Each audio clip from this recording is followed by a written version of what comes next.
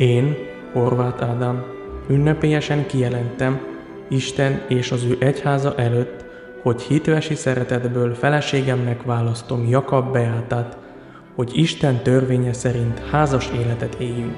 Kijelentem, hogy őt szeretni fogom, hozzá hű leszek, vele megelégszem, vele szentül élek, őt el nem hagyom, megbecsülöm és segíteni fogom, úgy egészségben, mint betegségben. Ugyanakkor kijelentem, semmiképpen nem fogom megengedni, hogy egy harmadik személy megzavarja családi életünket.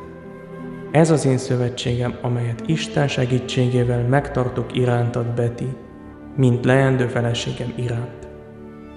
Én, Jakab Beáta, ünnepélyesen kijelentem Isten és az ő egyháza előtt, hogy hitvesi szeretetből férjemnek választom Horváth Ádámot, hogy Isten törvénye szerint házas életet éljünk.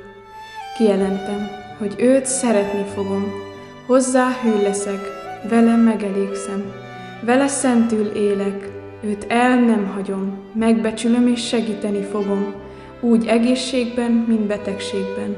Ugyanakkor kijelentem, semmiképpen nem fogom megengedni, hogy egy harmadik személy megzavarja családi életünket. Ez az én szövetségem, amelyet Isten segítségével megtartok irántad, Ádám, mint leendő férjem iránt.